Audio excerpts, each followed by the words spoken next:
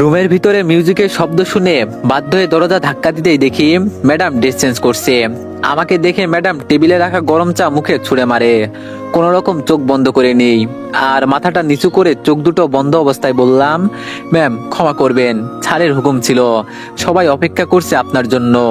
নিধি আমার গালে ঠাস ঠাস করে দুটা চড় বসিয়ে দিয়ে বলল, রাস্কেল, মেয়েদের শরীর দেখতে খুব শখ তাই না? আজকেই পাপাকে বলছি যেন তোকে চাকরি থেকে বহিষ্কার করে দেয়। নিধির কথা শুনে বুকের ভেতরটা কেমন যেন কেঁপে উঠলো। কাঁপা কাঁপা গলায় বললাম, ম্যাম এবারের মতো ক্ষমা করে দেন, আর এমন ভুল হবে না।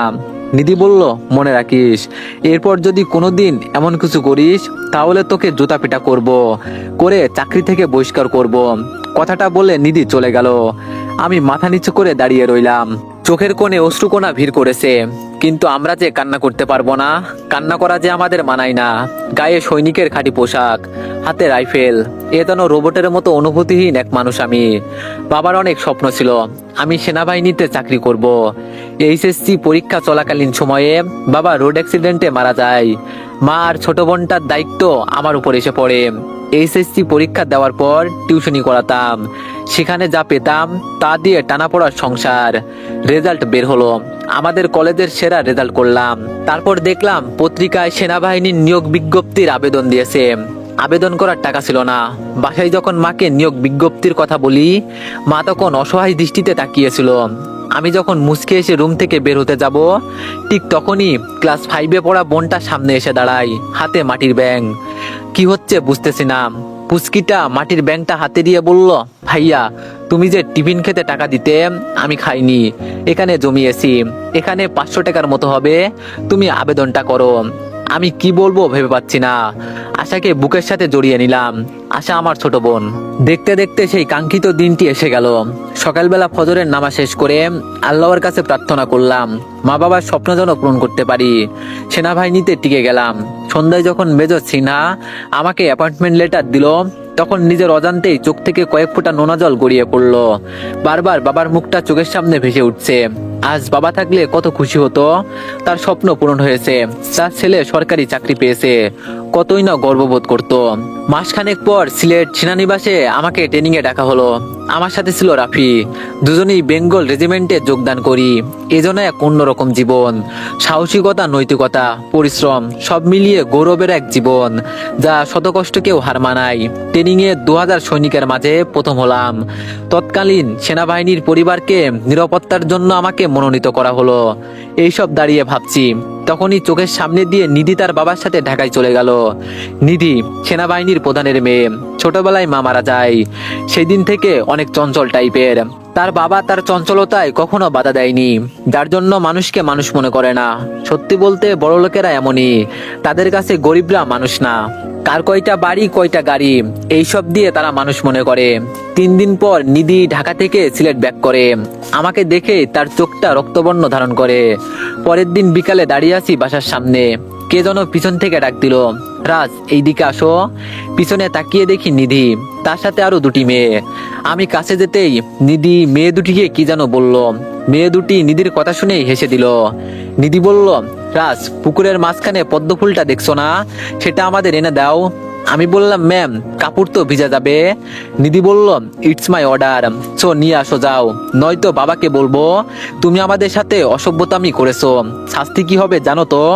নিধির কথা শুনে অনেকটা ঘাবড়ে গেলাম। বুঝতে পারছি না আমার সাথে নিধির কিসের শত্রুতা, যার জন্য এমন করছে। পদ্ম ফুল আনতে গেলে নির্ঘাত জ্বর হবে, এইসব ভাবতেই শরীরটা শিউরে উঠলো। নিধি বলল, কি হলো, এনে দিচ্ছ না কেন?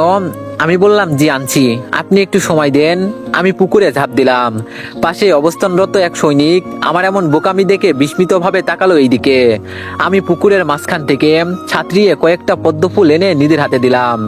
নিধি ফুলটা হাতে না নিয়েই মাটিতে ফেলে পা দিয়ে পিষে ফেললো। আমি বললাম, ম্যাম ফুলটার কি দোষ ছিল? নিধি বলল, তুই কি করে ভাবলি তোর মতো সামান্য 20,000 টাকার বেতন পাওয়া সৈনিকের হাতে ফুল আমি নিব? তোর আনা ফুল আমার হাতে নয়, পায়ের তলায় শোভা পাই, বুঝতে পারছিস? নিধির কথা শুনে মুচকে হাসলাম। আকাশে মেঘ করেছে, মনে হচ্ছে আমার মনের মতো আকাশটারও মনটা বিষণ্ণ। একটু দূরে কমান্ডো ট্রেনিং হচ্ছে, তার পাশে 2 দলে ফুটবল খেলছে। জীবনটা রংধনুর 7 রঙের মতো কেমন আলাদা। নিধি বলল, কি হলো? আমার সামনে দাঁড়িয়ে দাঁড়িয়ে কি দেখছিস এমন করে? আমি বললাম, ম্যাডাম আপনি তো যেতে বলেননি। নিধি বলল, ও আচ্ছা, শোন, তোকে যেন আমার সামনে না দেখি, তোকে দেখলে আমার পায়ের স্যান্ডেল খুলে মারতে ইচ্ছে করে। নিধির বান্ধবী তিশা বলল, এই নিধি, এসব কি বলছিস? আমি নিধি আর তিশার কাছ থেকে চলে আসলাম। আমি চলে আসার পর তিশা বলল, নিধি তুই এই ছেলেটার সাথে এত খারাপ ব্যবহার কেন করছিস? ছেলেটাকে জোর করে ঠান্ডা পানিতে নামালি, এখন আরো জুতা খুলে মারতে চাইলি।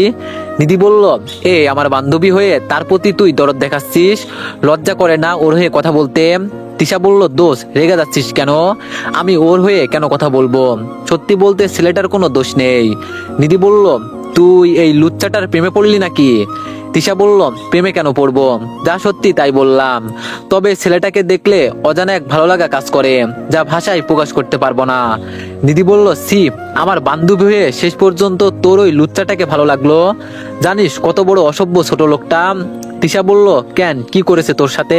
নিধি বলল, শোন তাহলে, 5 দিন আগে আমি শাড়ি পরছিলাম, এমন সময় দরজায় নক না করে সরাসরি আমার রুমে ঢুকে পড়েছে, আর আমার বিয়ের আগে সবকিছু দেখে ফেলেছে। কত বড় লুচ্চা, আমার সবকিছু দেখে ফেলেছে। আমি যদি পারতাম গুলি করে ছোট লোকটাকে মেরে ফেলতাম। বাবাই যে কি করে এমন একটা অসভ্যকে নিরাপত্তার জন্য রেখেছে। তিশা বলল, ও তুই কিছু বলিসনি? আচ্ছা সত্যি কি আমাদের প্রিন্সেসের সবকিছু দেখে নিয়েছে, নাকি কিছু বাকি রেখেছে? নিধি বলল, তিশা তুই চুপ করবি, আমার ওসব দেখে নিয়েছে, তাই আমিও কম করিনি, গরম চা মুখে ছুঁড়ে মেরেছি। জানিস বলে কি আমাকে দরজায় নাকি নক করেছিল, কোনো সাড়া না পেয়ে বাধ্য হয়ে রুমে ঢুকেছে। তার এই মিথ্যা অজুহাত শুনে আরো 2টা থাপ্পড় কষে দিয়েছি। ভালো করছি না? তিশা বলল, ছেলেটা যদি সত্যি নক করে থাকে আর তুই যদি না শুনিস তাহলে ঠিক আছে। আচ্ছা তুই দরজা লক করিসনি কেন? এটা তো ভুল করেছিস। আচ্ছা একটা সমাধান দিই, যেহেতু বিয়ের আগে ছেলেটা তোর সব দেখে নিয়েছে, সেহেতু তুই ছেলেটাকে বিয়ে করে নে। নিধি বলল, তিশা তুই কিন্তু এখন বেশি বেশি বলছিস, আমি মরে যাব। তবুও ওই রকম ছোট লোককে বিয়ে তো দূরে থাক, ভালোবাসবো না। আমি তো একজনকে অনেকদিন আগেই ভালোবেসে ফেলেছি। আমার প্রতিটা ভাবনায় সে মিশে আছে, আমার প্রতিটা স্পন্দনে তাকে ঘিরে। তিশা বলল, কি বলছিস এসব নিধি? যার জন্য কলেজের সবাই পাগল, সে কিনা অন্যজনের জন্য পাগল? কে সে? দেখা না একটু দেখি সে ভাগ্যবান মানুষটাকে। নিধি বলল, তার কোনো পিক নেই রে তিশা। তিশা বলল, কি বলছিস এইসব? যাকে ভালোবাসিস তার কোনো পিক নেই, এটা কোনো কথা? মিথ্যা কেন বলছিস? আমি দেখলে কি তোর ভালোবাসার মানুষকে নিয়ে যাব তোর থেকে? নিধি বলল, দোস্ত বিলিভ মি, আমি তাকে না দেখেই ভালোবেসেছি। তার সাথে কোনোদিন কথাও হয়নি, জানি না আর কোনোদিন হবে কিনা। সে ফর্সা না কালো, লম্বা না বেটে, এইসব আমি জানি না। আমি শুধু জানি সে আমার অনুভূতি, আমার ভালোবাসা। তাকে ছাড়া যে এই মনে আর কাউকে জায়গা দিতে পারবো না। তিশা বলল, ও বুঝতে পারছি, তা ছেলেটার নাম কি তা তো জানিস? না দেখে কিভাবে প্রেমে পড়লি, একটু বলবি আমাকে? বিষয়টা খুব ইন্টারেস্টিং লাগছে। নিধি বলল, তার নাম জানি না, ফেসবুকে তার লেখা অপ্রাপ্তি গল্পটা পড়ে খুব কেঁদেছিলাম। একটা মানুষের অনুভূতি এত সুন্দর হয়, তার লেখা না পড়লে হয়তো জানতাম না। তার প্রতিটা লেখা আমার মর্মে প্রেমের শিহরণ জাগিয়েছে। আমি নিজের অজান্তেই তাকে ভালোবেসে ফেলেছি। ছোটবেলা থেকে পণ করেছিলাম কাউকে ভালোবাসবো না, কিন্তু কাউকে না দেখেই যে ভালোবেসে ফেলবো তা কোনোদিন ভাবিনি। তিশা বলল, ও আচ্ছা বুঝতে পারছি, তা তোর উচিত ছেলেটার খোঁজ নিয়ে পরিচয় বের করা। এমনও তো হতে পারে ছেলেটা অন্য কাউকে ভালোবেসে ফেললো। নিধি বলল, ঠিক বলেছিস, কিন্তু ছেলেটা তো কারোর সাথে কথা বলে না, নিজের পরিচয় দেয় না। তিশা বলল, আচ্ছা দোস্ত মন খারাপ করিস না, একদিন ঠিকই তার পরিচয় জানতে পারবি। আমি আজ আসি, অন্যদিন আসবো। নিধি বলল, আচ্ছা যা তাহলে, রাতে ফেসবুকে নক দিস, কথা আছে। এইদিকে রাত্রিবেলা আমার শরীর কেঁপে জ্বর আসে, তবুও ডিউটি করতে হচ্ছে। রাত প্রায় 10টা, এমন সময় সেনাবাহিনীর প্রধানের গাড়ি এসে দাঁড়ালো। গাড়ি থেকে নেমেই সিনহা সাহেব আমার কাছে আসতেই স্যালুট দিলাম।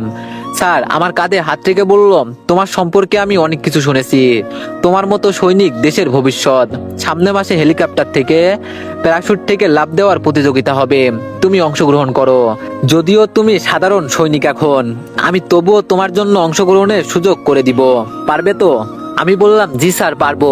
সিনহা বলল, আরেকটা কথা, সেনাবাহিনীতে চাকরির পাশাপাশি লেখাপড়াটা ভালোভাবে চালিয়ে যেও, দক্ষতার সাথে পড়াশোনার যোগ্যতাটাও লাগবে। স্যার চলে গেলে মনে মনে ভাবলাম, সত্যি মানুষ কত অদ্ভুত। নিধির বাবা কত সুন্দর মনের মানুষ, আর নিধি কতটা নিচু মনের মানুষ। নিধি এইবার এইচএসসি পরীক্ষা দিবে। শুনেছি নিধি সেনাবাহিনীর কলেজের সবচেয়ে বেস্ট স্টুডেন্ট, পড়াশোনার পাশাপাশি সব বিষয়ে পারদর্শী।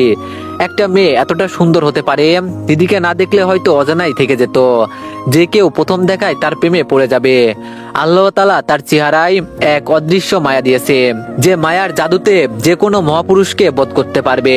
তার ডাগর কালো চোখ, অনিমেষ কালো চুল, ভুবন ভোলানো হাসি, সব মিলিয়ে দা ভিঞ্চির বিখ্যাত সেই মোনালিসা। পরের দিন সেনাপ্রধানের বাসা থেকে সোজা জালালাবাদ ক্যান্টনমেন্টে চলে গেলাম। সেখানে 2 সপ্তাহের ট্রেনিং শেষে কয়েকটা প্রতিযোগিতায় অংশগ্রহণ করলাম। সব কয়টি প্রতিযোগিতা ও হেলিকপ্টার থেকে প্যারাশুট পরে লাফ দিয়ে প্রথম স্থান অধিকার করলাম। রাষ্ট্রপতি সম্মানসূচক সোনার মেডেল দিলেন। আমি 5 তলায় ছাড়ের রুমে যেতেই দেখতে পেলাম ছাড় আর তার মেয়ে বসে আছে, সাথে তিশাও আছে। নিধিকে আজ খুব সুন্দর লাগছে, নীল শাড়ি, সাথে কাঁচের চুড়ি, একদম বাঙালি মনে হচ্ছে। স্যার আমাকে দেখেই বললেন, কংগ্রাচুলেশন রাজ, আমি জানতাম তুমি পারবে। জানিস মা, রাজ সবগুলো প্রতিযোগিতাতে প্রথম হয়েছে, যা কিনা আর্মি ইতিহাসে বিরল। স্যারের কথা শুনে নিধি ভেকচি কাটলো। তিশা অনেকটা বিস্মিত দৃষ্টিতে আমার দিকে তাকিয়ে আছে বুঝতে পারলাম। আমি মুচকে এসে স্যারকে ধন্যবাদ জানালাম। সিনহা স্যার বলল, ওয়েলকাম রাজ। শোনো, নিধি তার ফ্রেন্ডের বার্থডেতে যাচ্ছে, আমি চাচ্ছি তুমি নিধি আর তিশা মামুনির সাথে যাও। আমি আজ বিকেলে ঢাকায় যাচ্ছি, ফিরতে ফিরতে পরশুদিন। আমি বললাম, জি স্যার। নিধি বলল, বাবা আমি কি এখনো ছোট, ড্রাইভ করতে পারি তো? আমি আর তিশা ঠিক যেতে পারবো, তুমি কোনো চিন্তা করো না, আর আমাদের সাথে কাউকে যেতে হবে না। সিনহা সাহেব বলল, আমি যা বলছি তাই, তোমাদের সাথে রাত যাবে। তোমাদের নিরাপত্তা বলতেও একটা কথা আছে, আর কোনো প্রশ্ন নয়। ও শিট, এই বলে নিধি তিশাকে নিয়ে গাড়িতে উঠে পড়লো। আমি ড্রাইভ করছি। এমন সময় পিছন থেকে নিধি বলল, আগে যদি জানতাম বাবা এমন একটা ছোট লোককে কাঁধে ঝুলিয়ে দিবে, তাহলে কখনো বার্থডে পার্টিতে আসতাম না। তিশা বলল, এই নিধি বাদ দে না, বল আশার জন্মদিনের জন্য কি নেওয়া যায়? নিধি বলল, আমি ডায়মন্ডের হার নিয়েছি, এটা দিলেই চলবে। তিশা বলল, কিন্তু এছাড়া আনকমন কিছু সাদামাটার মধ্যে গিফট করা গেলে ভালো হতো না? আচ্ছা রাজ তুমি বলো, এছাড়া আর কি গিফট দেওয়া যায়? আমি মুচকে হেসে বললাম, ম্যাম বারবি ডল গিফট করেন, সাথে আপনাদের প্রিয় কোনো লেখকের প্রিয় কোনো বই গিফট করতে পারেন। সামনে একটা লাইব্রেরি আছে, সেখানে সব রকমের বই পাবেন। তিশা বলল, ওয়াও সত্যিই তো, সামনে দাঁড় করিও। হুমায়ুন আহমেদের হিমু সমগ্র আশা পড়তে চেয়েছিল, সেটা গিফট করলে দারুণ হবে। গিফট কিনে যথাসময়ে বার্থডে পার্টিতে অ্যাটেন্ড করলাম। যদিও আমি বাসায় যেতে চাইনি, তিশার অনুরোধে গিয়েছিলাম। বার্থডে পার্টিতে নিধি অনেক ড্রিঙ্কস করেছে, তিশা না করা সত্ত্বেও। রাত 12টার দিকে বার্থডে পার্টি শেষ হলে সবাইকে বিদায় জানিয়ে আবার বাসার দিকে রওনা হই। তিশা তার বাসার সামনে এসে দাঁড়াতে বলে। গাড়ি দাঁড় করালে তিশা নিধির কাছ থেকে বিদায় নিয়ে বলে, রাজ আমার ফোনটা খুঁজে পাচ্ছি না, তোমার ফোনটা একটু দিবে? আমি বললাম, এই নেন। তিশা ফোনটা নিয়ে তার নাম্বারে ফোন দিতেই তার কাঁধে ভ্যানিটি ব্যাগে রাখা ফোনটা বেজে উঠলো। আমার ফোনটা আমার দিকে এগিয়ে দিয়ে একটা রহস্যময় হাসি দিয়ে চলে গেল। নিধি বলল, এই লুচ্চা এবার চল, কোনো জায়গায় আর দাঁড়াবি না। আমি ম্যাডামকে একদম বাসায় পৌঁছে দেই, বাট ম্যাডাম ঠিক মতো হাঁটতে পারছে না। ড্রিঙ্কস কোনোদিন খাইনি, তাই মাথা ধরেছে বুঝতে পারলাম। ম্যাডামকে তার রুমে নিয়ে শুইয়ে দিতেই ম্যাডাম বমি করে দিল। আমার ড্রেসে তো পড়লই বমি, সাথে ম্যাডামের ড্রেসটাও পুরোপুরি নষ্ট হয়ে যায়। তাই কাজের মেয়েটাকে ঘুম থেকে জাগিয়ে তুলে ম্যাডামের ড্রেস চেঞ্জ করে দিলাম। ম্যাডাম কাজের মেয়েটাকে চলে যেতে বলল। আমি বাইরে দাঁড়িয়ে আছি। এমন সময় কাজের মেয়েটা বলল, স্যার আপনাকে ম্যাডাম ডাকছে। আমি ম্যাডামের রুমে যেতেই ম্যাডাম বলল, এই আমাকে রেখে কোথায় গিয়েছো? আমার ভয় করে না বুঝি? আমার ভয় করছে, তুমি রুম থেকে যেও না। আমি বললাম, ম্যাডাম এইসব কি বলছেন, আপনি ঘুমান, সব ঠিক হয়ে যাবে। আমার কলার ধরে টান মেরে বিছানায় ফেলে দিল নিধি। শক্ত করে জড়িয়ে ধরে বলল, আমার ভয় করছে, তুমি আমাকে ছেড়ে যেও না, আমি মরে যাব মনে হচ্ছে। তুমি আমাকে একা রেখে যেও না, আমার মাথাটা কেমন যেন করছে, মাথায় হাত বুলিয়ে দাও। নিধি আমাকে শক্ত করে জড়িয়ে ধরে আছে। মাথাটা ছোট্ট মুরগির বাচ্চার মতো বুকে লুকিয়ে রেখেছে। ছাড়ানোর চেষ্টা করছি, ছাড়াতে পারছি না, তাই বাধ্য হয়েই নিধির মাথায় হাত বুলিয়ে দিচ্ছি। এভাবে হাত বুলিয়ে দিতে দিতে কখন যে ঘুমিয়ে গেছি খেয়াল নেই। সকালবেলা নিধি ঘুম থেকে উঠে দেখে সে আমার বুকে শুয়ে আছে। আমার বুকে তাকে আবিষ্কার করতে পেরেই সে অগ্নিমূর্তি ধারণ করলো। ধাক্কা দিয়ে সরিয়ে দিয়ে বলল, তোর কি করে সাহস হয় আমার বুকে নেওয়ার? তোকে যতটা খারাপ মনে করেছিলাম তার চেয়ে বেশি খারাপ তুই। সি, তোর ঘরে মা বোন নেই, সারা রাত তুই আমার রুমে আমার সাথে ছিলি। আমি বললাম, ম্যাডাম কালকে আপনি আমাকে জোর করে রেখেছেন, আর এমন অবস্থা ছিল যে আপনাকে একা রেখেও যেতে পারছিলাম না। নিধি তার দিকে তাকিয়ে চমকে গেল।